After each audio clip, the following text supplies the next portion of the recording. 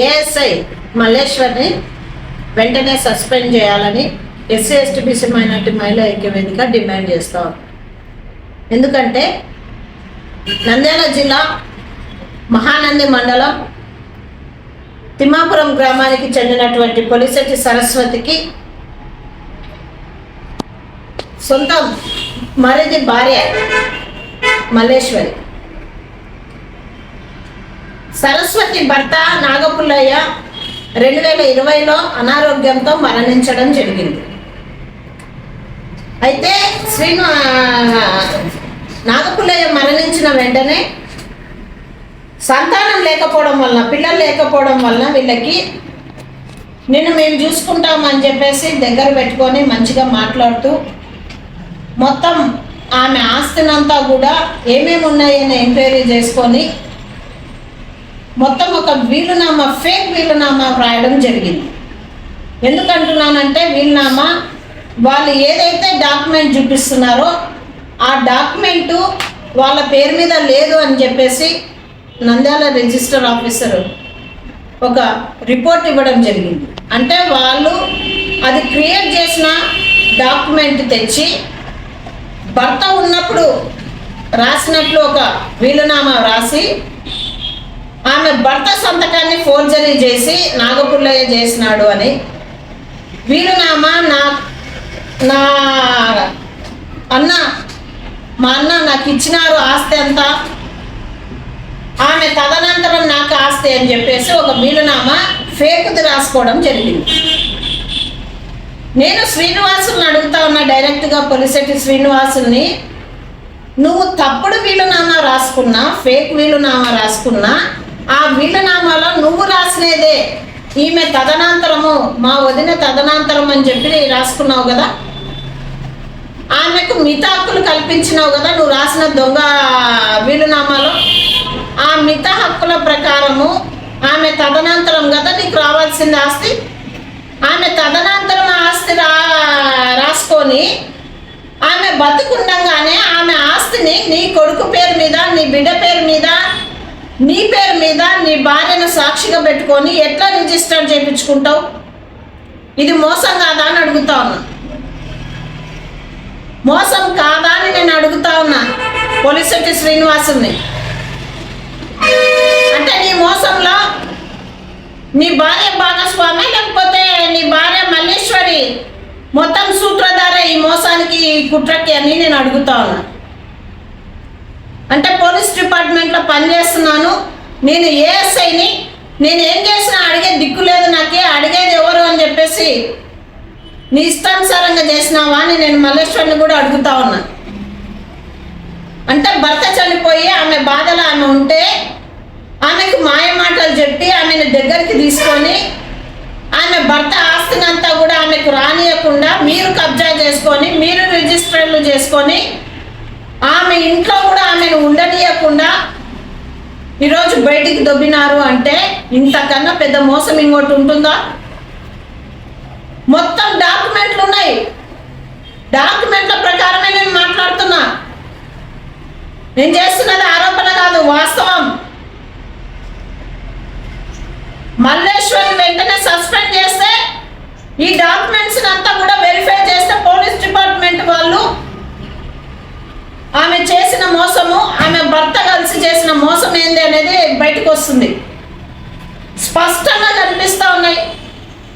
అక్కడ ఉన్నటువంటి మహానంది మండలం ఎస్ఐ గారికి, మా సిఐ గారికి తెలిసే విషయాలన్నీ కూడా ఎందుకు ఆమె మీద ఇంకా చర్యలు తీసుకోకుండా నిర్లక్ష్యంగా ఉన్నారు అని అడుగుతా ఉన్నా నేను.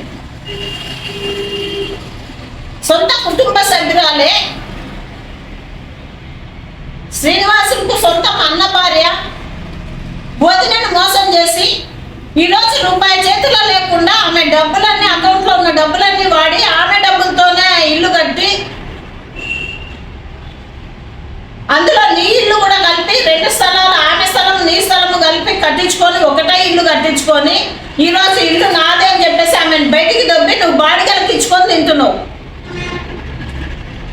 అసలు ఏం ఉద్యోగం చేస్తున్నారు? పోలీస్ డిపార్ట్మెంట్లో కోట్ల విలువైన ఇల్లు నువ్వు ఎట్లా కట్టించావు మల్లేశ్వరి? నేను అడుగుతా ఉన్నాను మహిళా సంఘంగా.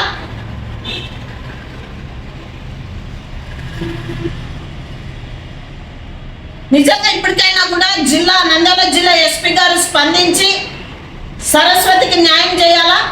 తక్షణమే మల్లేశ్వరి మీద, ఆమె భర్త మీద చీటింగ్ కేసు నమోదు చేసి ఆమెను సస్పెండ్ చేసి విచారణ చేపట్టాలని చెప్పేసి ఎస్సీ/ఎస్టీ/బీసీ మైనారిటీ మహిళా ఐక్య వేదిక తరఫున డిమాండ్ చేస్తూ ఉన్నాం. మా మహిళా ఐక్య వేదిక నంద్యాల జిల్లా అధ్యక్షురాలు, మా రాష్ట్ర అధ్యక్షురాలు కలిసి సరస్వతిని తీసుకొని జిల్లా ఎస్పీ గారికి మొన్న PGRSలో అర్జీ ఇవ్వడం జరిగింది. ఆ అర్జీ మీద పోలీసు వాళ్ళు ఎంక్వైరీ చేస్తూ ఉన్నారు, విచారణ చేస్తామని చెప్పారు. విచారణ పారదర్శకంగా లేకపోతే ఖచ్చితంగా సరస్వతికి ఎస్సీ/ఎస్టీ/బీసీ మైనారిటీ మహిళా ఐక్య వేదిక అండగా ఉండి ఆందోళన కార్యక్రమం చేపట్టాల్సి వస్తుందని చెప్పేసి తెలియజేస్తా ఉన్నా.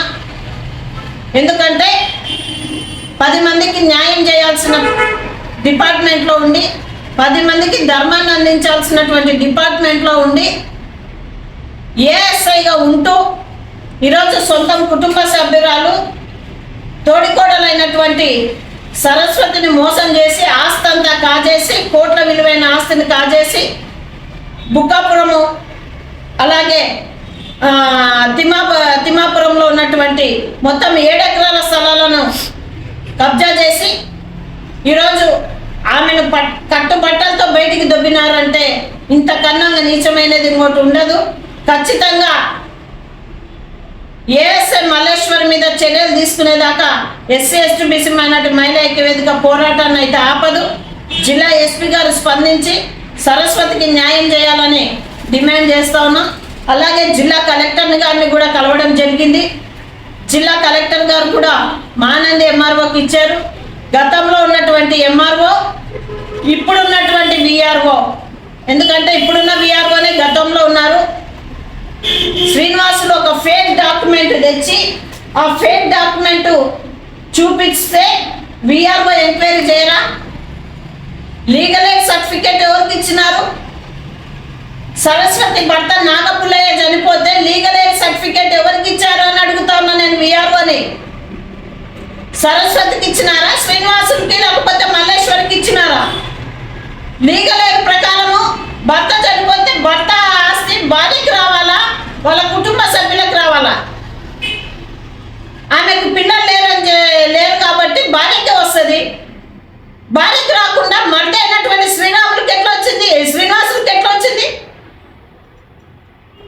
రెవెన్యూ వాళ్ళు చేసే తప్పుల వల్ల మహిళలు ఇబ్బందులు పడాలన్నా, మహిళలు సఫర్ కావాలన్నా? ఈరోజు మళ్ళీ విఆర్ఓ బాధితురాలు వెళ్తే సీరియస్ రికార్డ్ అంట. ఎందుకు అవుతారండి? మీరు చేసిన తప్పుల వల్ల ఈరోజు శ్రీనివాసులు విచ్చలవిడిగా రెచ్చిపోతా ఉన్నాడు. ఆన్లైన్ అడంగలు రెవెన్యూ రికార్డులు మార్చేటప్పుడు కనీసం సరస్వతిని విచారించారా మీరు? ఏ డాక్యుమెంట్లో అయినా సరస్వతి సైన్ ఉందా? ఆమె సంతకం ఉందా? సరస్వతి సంతకం లేకుండా, డాక్యుమెంట్లు పరిశీలించకుండా ఆన్లైన్ రికార్డులు ఎక్కిస్తారా?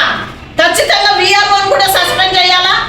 సస్పెండ్ చేసేదాకా అయితే వదిలిపెట్టే ప్రసక్తి అయితే లేదు.